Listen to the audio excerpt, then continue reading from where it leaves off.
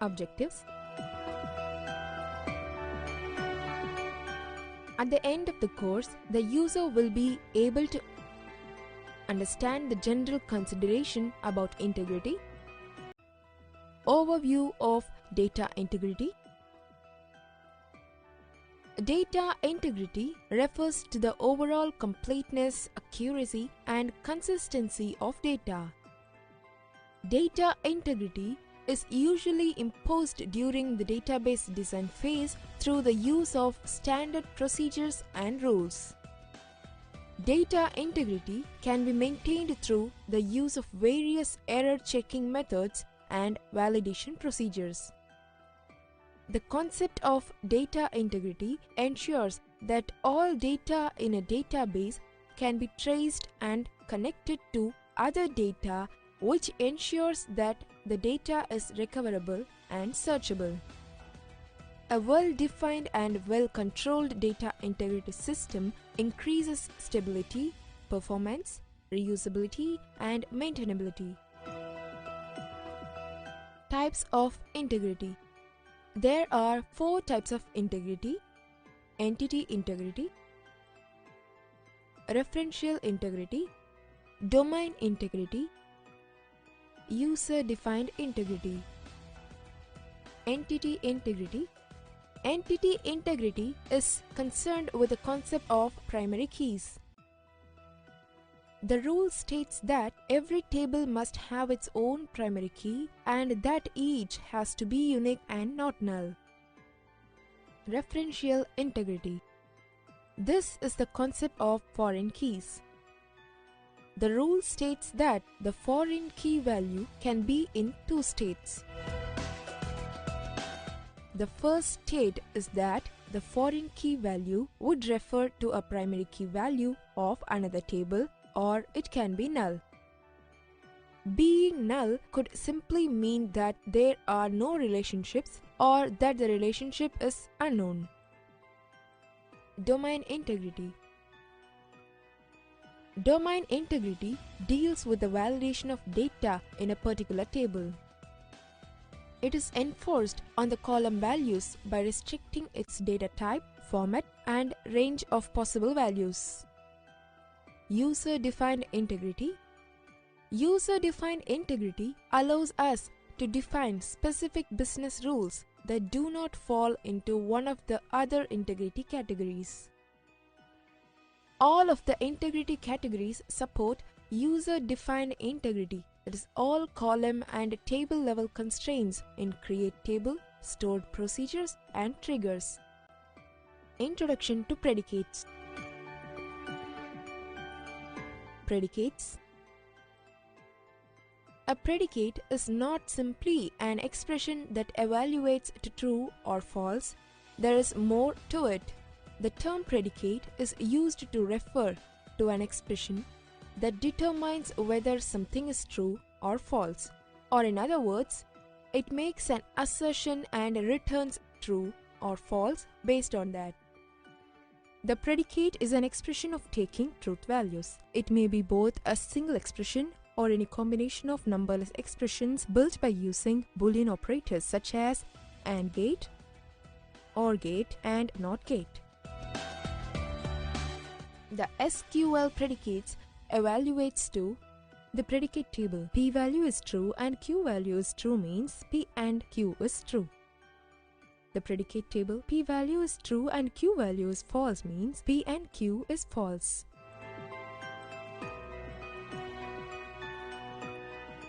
The predicate table P value is true and Q value is null or unknown means P and Q is null or unknown.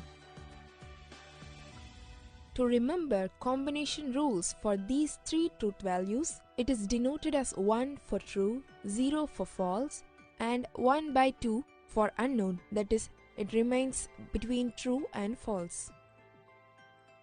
The predicates are as follows: null operator, in operator,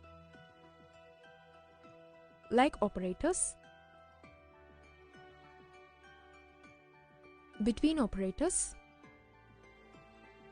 comparison operators, predicate null, An attribute, a column, a field can have the value null either because of incomplete information or because the data is not relevant. Syntax is null and its negation is not null. Example: select name from student where details is null. Predicate in.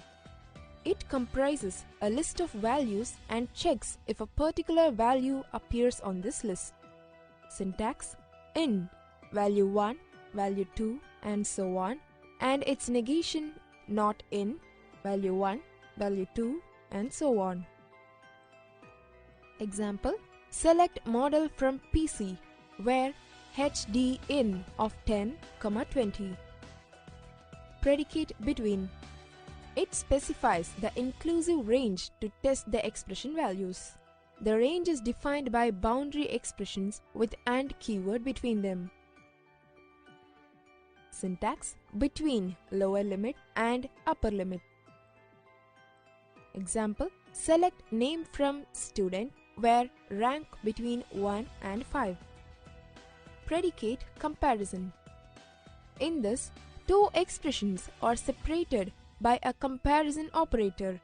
There are 6 conventional comparison operators: equal to, greater than, lesser than, greater than or equal to, lesser than or equal to, not equal to. The expressions may be of character or numeric type. Syntax: A1 lesser than B1 or A1 is equal to B1 and A2 lesser than B2, etc. Example: select name from student where M1 is greater than or equal to 90 and M2 is lesser than or equal to. Triggers.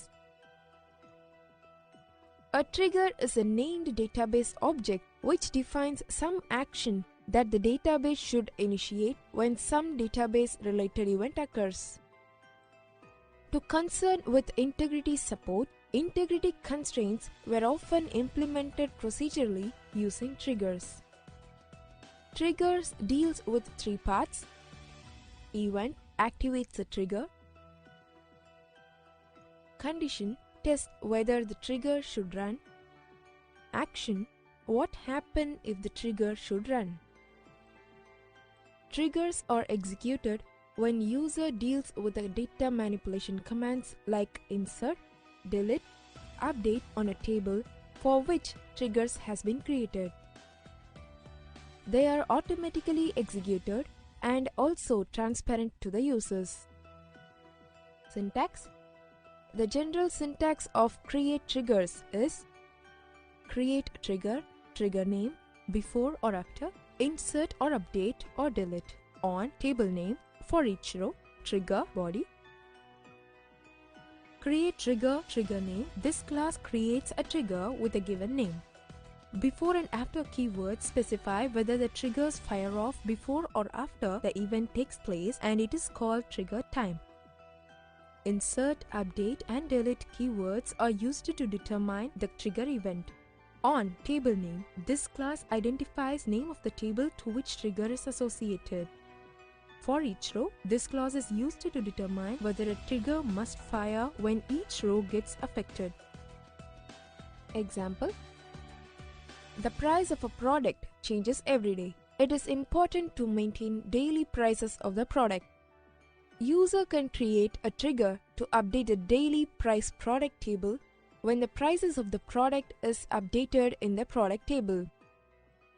First, create a daily price product table and product table.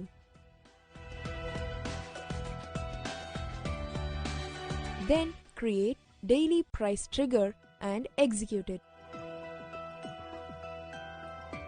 Let's update the price of product. Once the above query is executed, the trigger fires and updates the daily price product table. Integrity rules.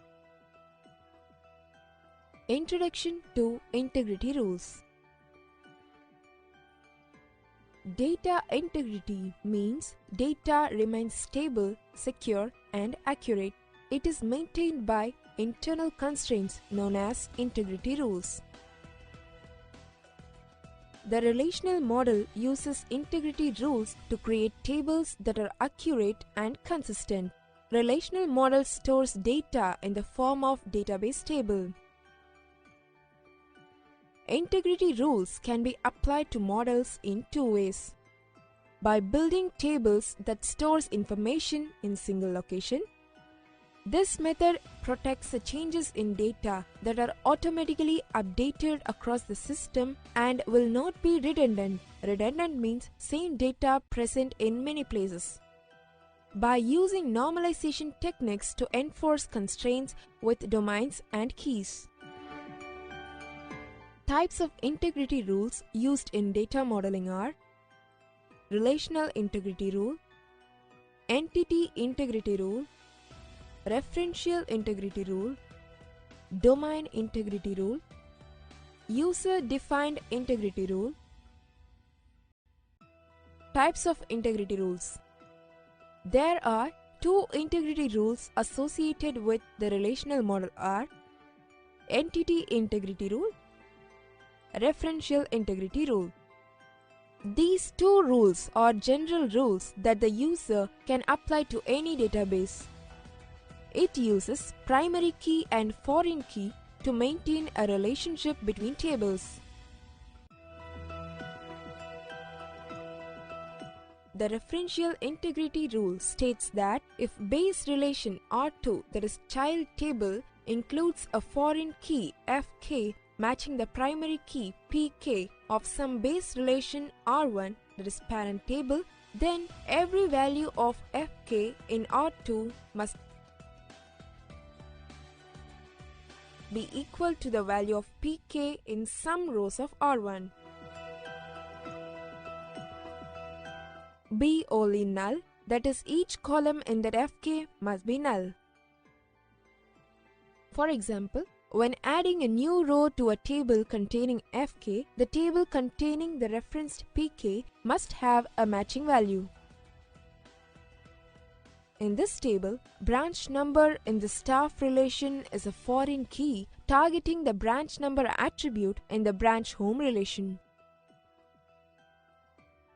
It should not be possible to create a staff record with branch number B002 unless there is already a record for branch number B002 in the branch relation. User should be able to create a new staff record with a null branch number to cater for the situation where a new member of staff has joined the company but has not yet been assigned to the particular branch office.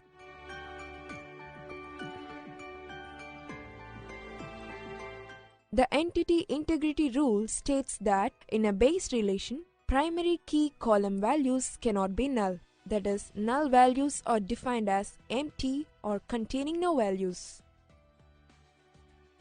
A primary key is a minimal identifier that is used to identify columns uniquely.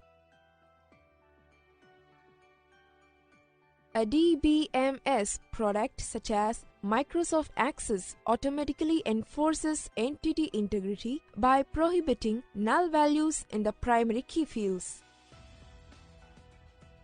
If we allow a null for any part of a primary key, we are implying that not all the columns are needed to distinguish between rows, which violate the definition of the primary key. Consider the following student database in order to understand the concept of primary key and null. Now, record 3 and record 5 are not distinguishable as their roll number is null and it is not possible to exactly locate one of the student as he is having a common name, class and marks with another student. Record number 3 and 5 violates the rule of primary key because the roll number is primary key. All the value of columns are unique but their primary key entries are null and this violates the integrity rule 1. So, these records are not allowed in IDMS. Domain integrity rule. Domain integrity rule states that the values in a table are legal according to the physical and the logical domain definition. For instant explanation, the student ID column domain might be physical, data type numeric, length 4 characters. Logical, the range of the number between 1000 and 4999. Therefore, the field would only accept input of 4-digit number between 1000 and 4999. User-defined integrity rule. User-defined integrity rule states that users define specific business rules that do not follow other integrity rules. Business rules demands that when a specific action occurs, further actions should be triggered. For example, deletion of a record automatically writes that record to an audit table. User can define integrity rule according to business policies. All other integrity rules categories support user-defined integrity. SQL support. The following detail shows which integrity constraints comes under SQL support and which constraints does not comes under SQL support. SQL does not support type constraints. A type constraint specifies the legal values for a given type or domain and is checked during invocation of the corresponding selector. SQL does not support attribute constraints. An attribute constraint specifies the legal values for a given attribute and cannot possibly be violated if type constraints are checked. SQL does not support relational constraints. A relational constraint specifies the legal values for a given relation and is checked when the relation in question is updated. SQL does not support database constraints. A database constraint specifies the legal values for a given database and is checked when the database in question is updated. SQL integrity constraints. Integrity constraints are used to apply business rules for the database tables. Integrity constraints provide a way to ensure the changes made to the database by authorized user do not result in data consistency. The constraints available in SQL are primary key, foreign key, not null, unique, and check. Constraints can be defined in two ways. The constraints can be specified immediately after the column definition. This is called a column level definition. The constraints can be specified after all the columns are defined. This is called a table level definition. SQL primary key. Primary key defines a column or summary.